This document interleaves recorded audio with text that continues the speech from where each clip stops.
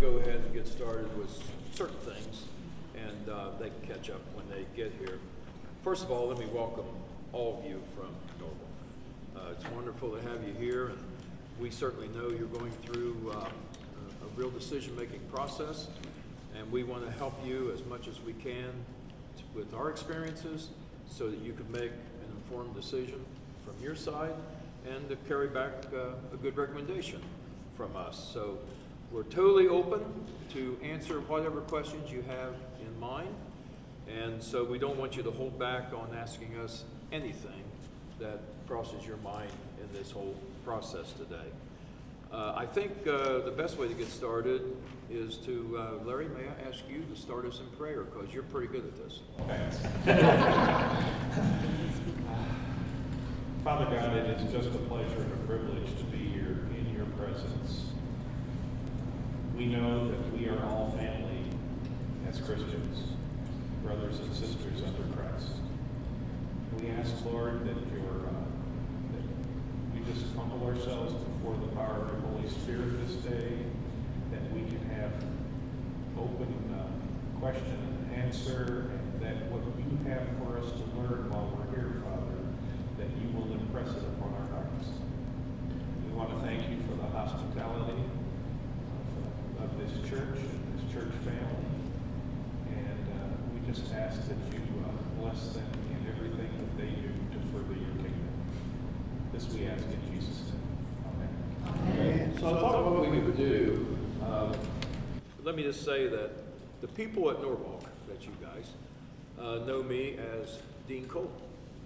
The people here at Meadow Farm pretty much know me as Pastor Dean.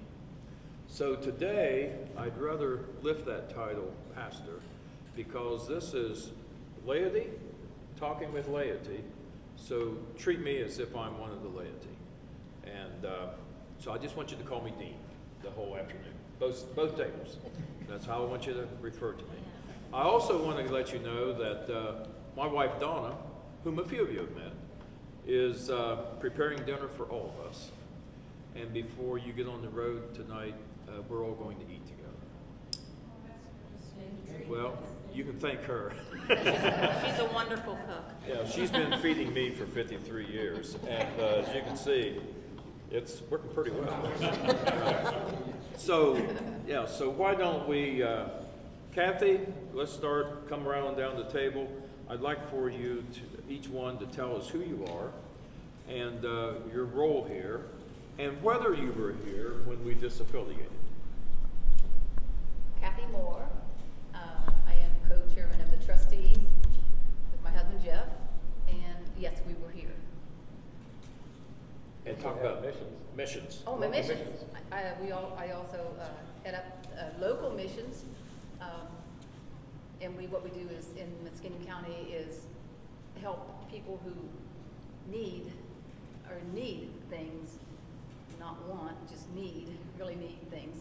And do I go further how we do it, or? No, that will come in the answers. Okay, I'll tell you later. It's really good. Jeff Moore, co-trustee as chairman, and sing in the choir, ring some bells. That's about it, isn't it? Jack of all trades. Good start. My name is Lee Gillespie. I am the administrative board chairman. I've been a member of the church since 2019, and it's a home. It's a home for me. And you cannot believe the camaraderie that we have in this church. It's unreal. And so between the administrative board, I try to do some sound system work. That's one of my career hobbies. And You all know who I am. Sally? I'm Sally Stewart. I'm the office manager, secretary, treasurer, and otherwise chief cook and bottle washer. I've actually been here, part of the family, since 2004, but did not transfer my membership until 2011, along with my husband. So yes, I was here.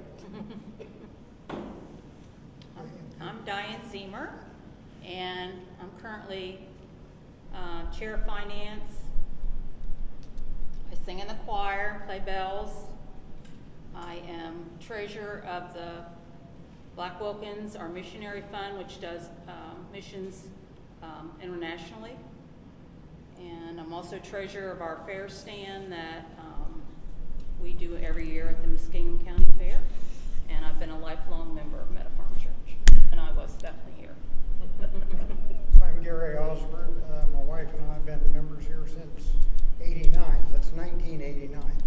And, I had the pleasure of being chairman of the trustees at the time that we done our disassociation with the United Methodists. At that time, when they come in to meet with us, I thought it was the FBI. They said, "Give us the keys." I said, "To what?" They said, "To the church." They didn't know there was probably 50 other keys out. So it was a real experience. We had a member here that is now deceased that done a lot of our legwork. His name's Don Diltz, and he spent many hours and many a mile, because the other church that we was dealing with was in Brown County, which is on the opposite end of the state that you're on. And they led us through a lot of it. We, at that time, found out that we was in pretty good standing with the district superintendent. He actually liked us, and he was very gracious to us. And this is Sally's husband. Yeah, I'm Pete Stewart. I'm head usher, and that's about all I do. And I was here. He does anything I ask him to. And he can count. He's counted to 100 here. 79 days. I'm Carol Cowden. I'm the organist. I direct the choir and the handbells. And I started here in 1988. So I've seen a few ministers come and go. And we're going to keep Dean, so keep your eyes off of him. He's ours. But yeah, it says, and I'm still the organist, so they haven't asked for my resignation yet. I'm still playing. I'm Dan Cowden, her husband, of course, and I'm the lay leader here. Also head up the breakfast, Meadow Farm breakfast on the first Sunday of each month here at the church, and just help out any way I can. I think we can go down these questions. Would that be okay? We might as well get into the we might as well get right into this. I think I've made it clear that I came here in August of 2015. So when I came here, it was after this church had disaffiliated. So that's why I wanted you to be able to get with people who have gone through this process. So I guess let's just take, does everyone have the questions in front of them? So who wants to take the first one?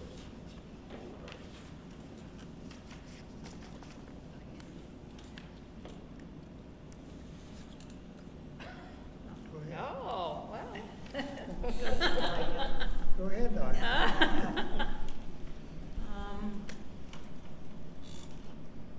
We're just being honest, right? We are being honest. So we're going to start with pastor experiences. The pastor we had here at that time when we disaffiliated was Paul Ashbrook, and he had been here in the 70s, and then he had retired and moved away and came back, and he had disaffiliated another I think even a different denomination too. I think so. Okay. It's been 12 years ago, so we'll have to rack our brains. Yeah. And before we got him, we were scraping bare bottom to pay anything. We had no money. We were about a month to a couple months away from maybe even closing our doors, because the pastor we had was just not working out. And so it took us a while with a lot of legwork just to get him out of here. And then we ended up getting Pastor Paul, because he had moved back to the area and was looking for a part-time church because he wasn't ready to retire. So we got him, and at that time, we were so far behind in apportionments and pension, and I don't remember what else we were behind in. We had only paid a small portion of the apportionments, maybe $1,500 of 15,000. Yeah, we were way behind. And one of the things we were required when we got rid of Matt was we had to pay his pension in full, which we did, and got him moved along. So part of our thing was, how can a small church in the country afford to pay apportionments, afford to pay their medical insurance, which is rising every year, and pay their pension? And how are we ever going to do missions, or what the church is meant to be doing, when we don't have enough money to hardly even meet our budget? So part of that was that, and then at the time, they had appointed a Gay treasurer to the United Methodist Conference.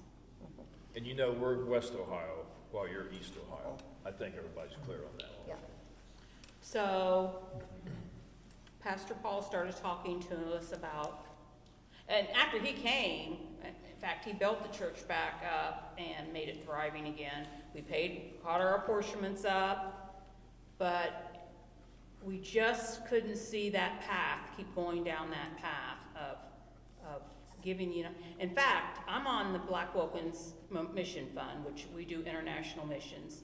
And when I called the United Methodist office in Newark at that time to ask them what missions the United Methodist Church supports that our apportionments are going to, they say they go to missions, they could not tell me. She said, I'll call you back. She called me back and she said, I have no idea. So, is our apportionments even going to missions? I mean, they couldn't tell me where they were going. So that was another thing that came up later when we were discussing this. So that's how it all started, I guess. And then it just grew from that. I don't know if anybody want to add anything else. At that time, with that particular minister, we had went to the district and said, we can only afford a part-time minister. And they wouldn't even talk to us about that. They said, no, you've got a full-time minister. With a big family. Yeah, with a big. We had to renovate the old parsonage to fit them in there. There was, no thought on their part what we could actually handle. Jeff, weren't you, you were pretty active during that whole time? Yeah. I got a terrible memory though. Did you have to renovate the parsonage? Did you help renovate? Oh yeah, we helped renovate. We took away a garage and put in a bedroom. And a walk-in shower. And a walk-in shower. It had to be, remember the shower had to be big enough for 2 people. I forgot about the shower. I do, I remember that. No, you gotta make it bigger. Both of us are gonna be in there. But anyway, it was just one thing after another. So let's be transparent then. It was in part pastor experiences, in part financial, and in part the gay lesbian movement. Am I saying that correctly? And the mission thing too. So And the mission. You know, Matt, Yeah. when they couldn't tell us where it was, They were going, we felt they were going away from biblical teaching even. Right.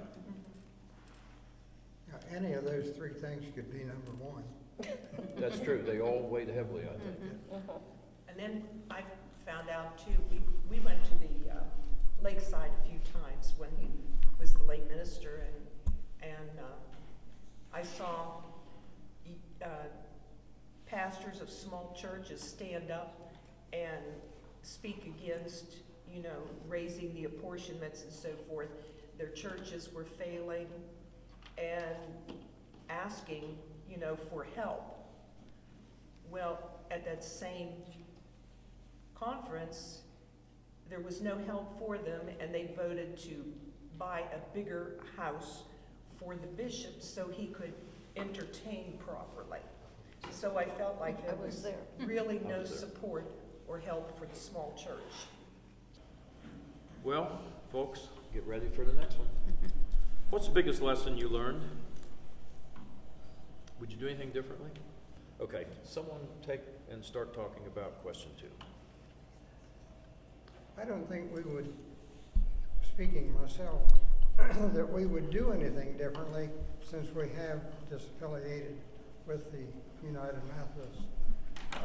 Myself, I was never one for big organizations, and I got the feeling, being a United Methodist all my life, that the United Methodist organization had gotten like our government. They've gotten big, and as long as you hand them money, they're going to spend it, or spend more than you hand them, one or the other.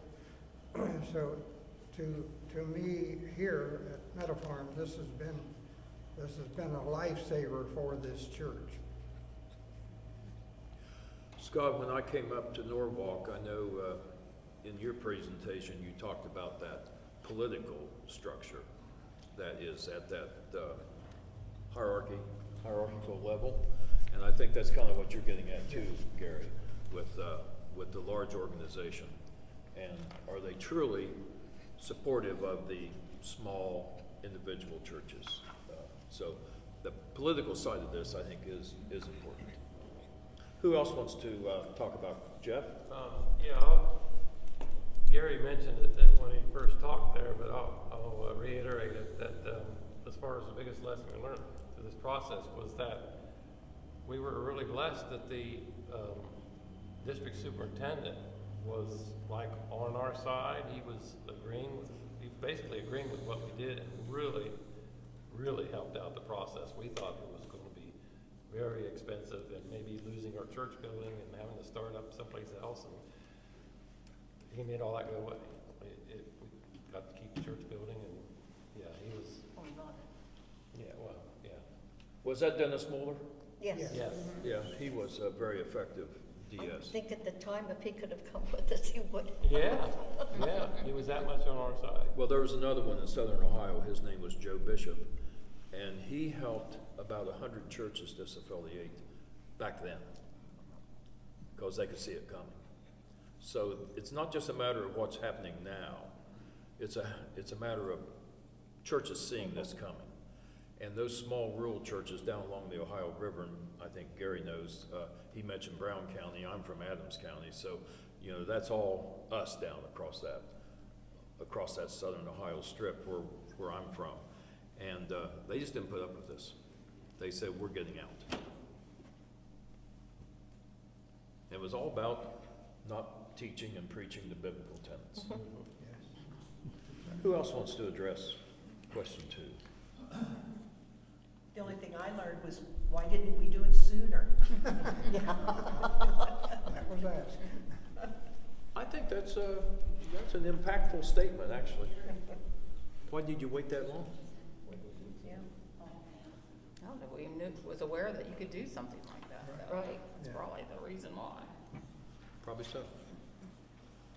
My only thoughts was, we were in desperate need, and at the time for Pastor Paul.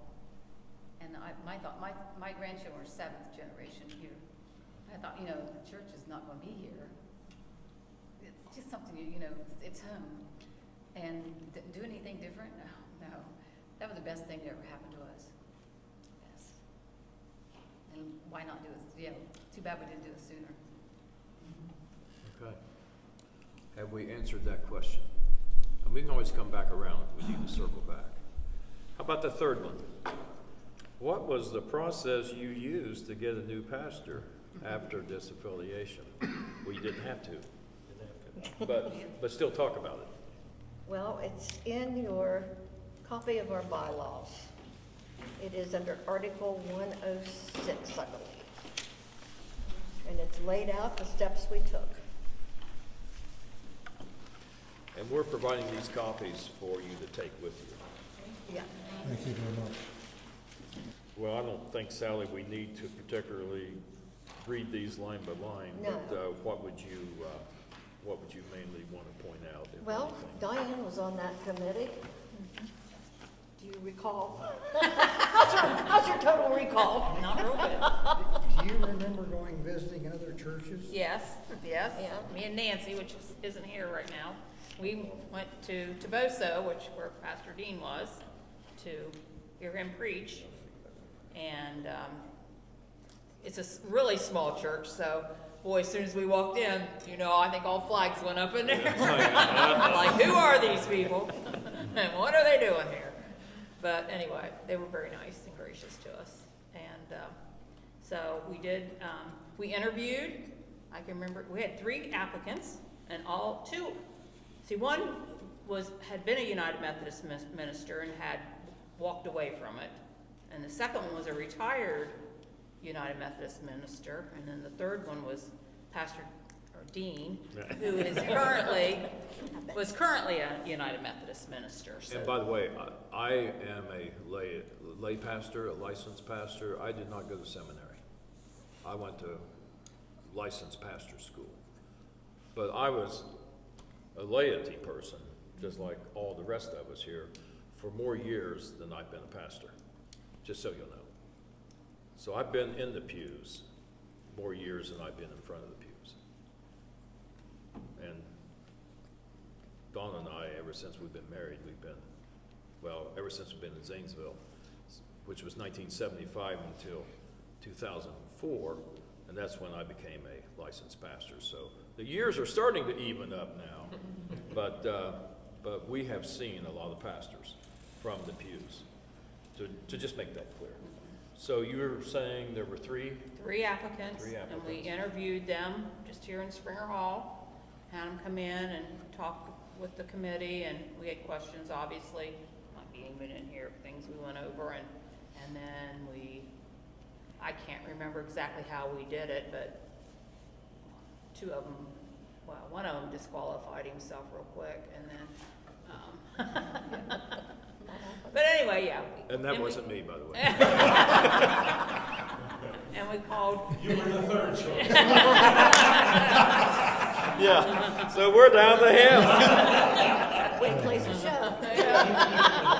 That's right. So we had Dean come back in, and we interviewed him probably the second time, I assume we did.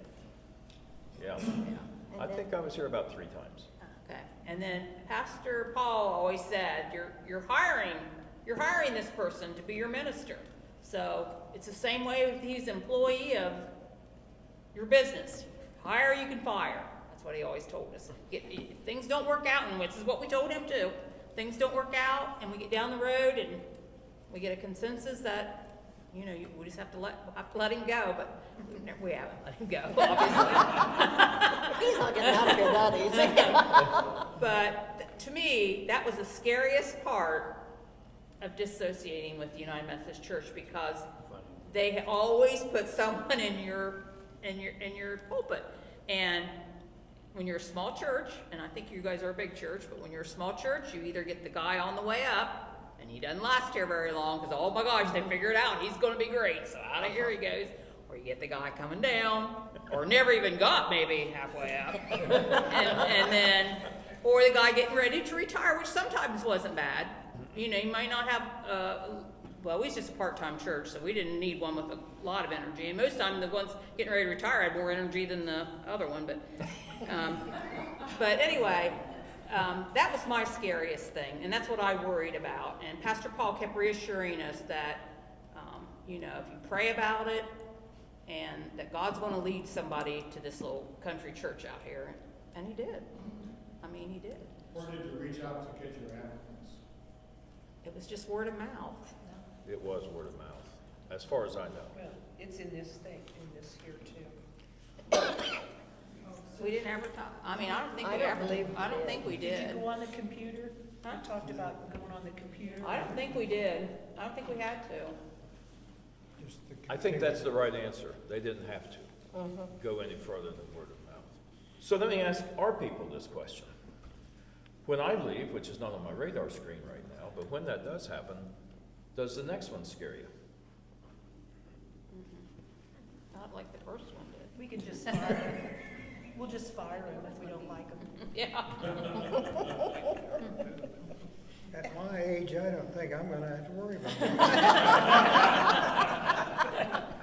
Well, but it is something that you'll have to make sure And I think our bylaws address it pretty well, pretty well. And again, I think I can add some comments a little bit later to help you with this.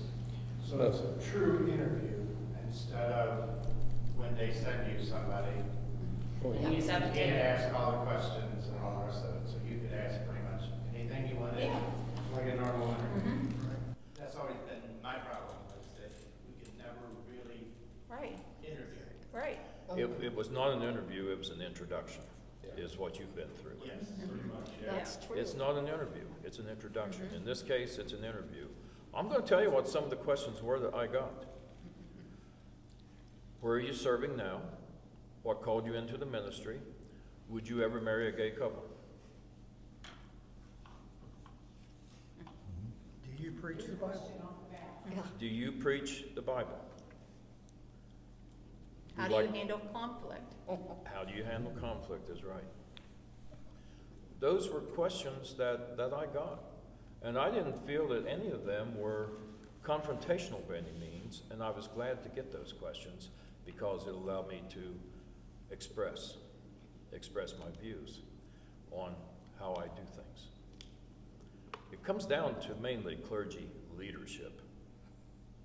It's leadership. You look for a pastor who can provide leadership to your church. He doesn't take it away from you, but she provides leadership to your church, working with the people. And So I you think guys really felt that you got a true background of him before you hired him? Yeah, I mean, I didn't know Dean personally, but Randy knew Dean.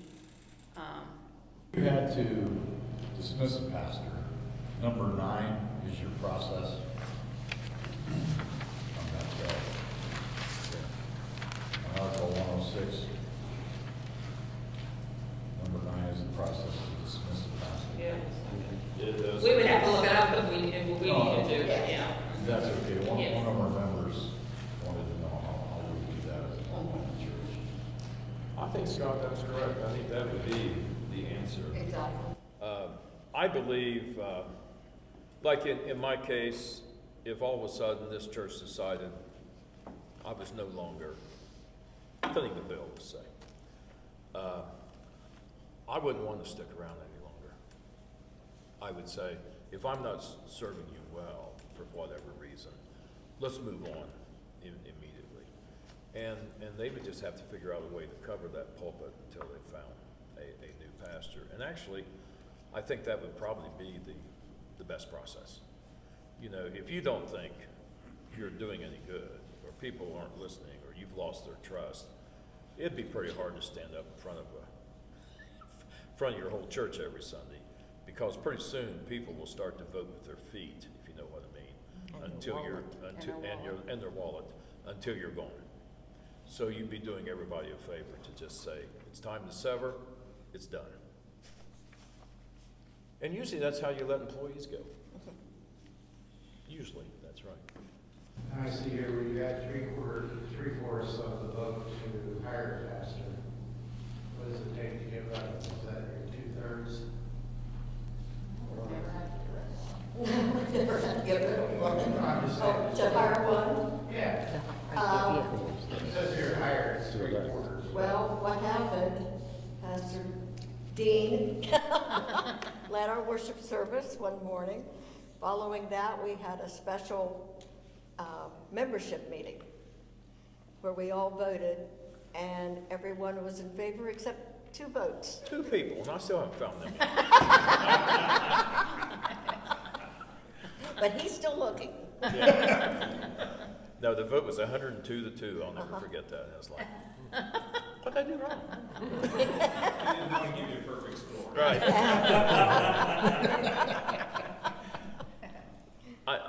So I think, I hope we're answering that question in a practical way. When you get into my more detailed comments, I am going to stress going with trusting God on getting that pastor in place, and do it with courage. Don't do it out of fear. Don't feel like you're rushed into it. That's correct. Right. And I know Pastor Paul helped seal the deal too. he came back around. He did some checks. And he did call somebody here, because he told me this. He said, I did call back and say, he's your guy. And that weighed heavily. And I would hope to think that, you know, if I transition out of here for whatever reason, it might be age, health, who knows. I would like to think that the church would utilize me in that, to where I could say, I think there's your person. I guess that, you know, I was in a small church before, and we had pastors that I'd say probably 90% wanted to get rid of, whatever could. Would you guys feel comfortable if you got one that really didn't match getting rid of that person? I mean, yeah, with the Methodist, you can't. Right. You just can't get rid of them. I can speak for these people. If they saw that they needed to get rid of somebody, they can do it. And I admire them for that. They will not put up with mediocrity. And when we were with the conference, my first charge conference that I was at as a secretary, that subject came up. And they had a discussion with the current DS at that time, that they wanted to remove the pastor, and it took 4 more years to do it. But once we were independent, it didn't take 4 years to find one. Yeah. I'm curious about your 3/4 vote. Yeah, me too. Do you happen to any kind of issue over that rather than majority? Well, what we did, Tell me your reasoning for that. Because that's where we're having some controversy with our church too, because we have to have 65%. 66 and 3/4, 67. Yeah, okay. That is the number that has to be approving the fact to disaffiliate, not majority. So it's kind of like in question about why. I would have that question too. You know, and it was brought up the idea that the Methodist Church supports the United States government having a majority vote and also making sure that people who are shut in have an opportunity to vote. And, you know, so you see that the Methodist Church, United Methodist supports that, but when it comes down to voting in our own church, that is not. You have to be in the pew to vote. You have to be in the pew. So we have a lot of shut-in people, we have people who are presently not able to get into our church. And they will not, their vote can't be counted because they can't walk into the church. Ooh. was that one, we And sent that's out what's those in, cards. that's what's in the book of discipline. And I noticed that that's what you have here too. And I just wondered if that's ever been something you discussed. Is that? Well, I think of course, we're talking 2 different things. One is the affirmation of a pastor. And I can tell you that even at the 3/4, Carol, the day that they took that vote, if it had been 76 to 24 It still would have gone through. and still gone through, I would have probably said, I'm not so sure this is good for either party yet. Unless it was overwhelming. I don't think I would have just said, I'm your new pastor. And the majority would make it even more thin-lined. So I would want that to be a high number. Okay. I think even the pastor would want that to be a high number. Because if you walk in and only 51% supported you, you've got a lot of work to do to win over their hearts and minds. Hopefully their souls have already. So I just wanted to know your reasoning behind all of that. So I think the 3/4 in this case is reasonable. In terms of what you're talking about, with what the conference or the church, the discipline lays out, I'm really uncomfortable with that. That's the rule for disaffiliation. And I don't know if that was your rule that you had to abide by back in I 2012. think so. But that's laid down by the United Methodists. And you wonder why, you know, we're the ones that's wanting to do it. Why do they dictate to us that we have to have certain votes? Or how can they? How can they?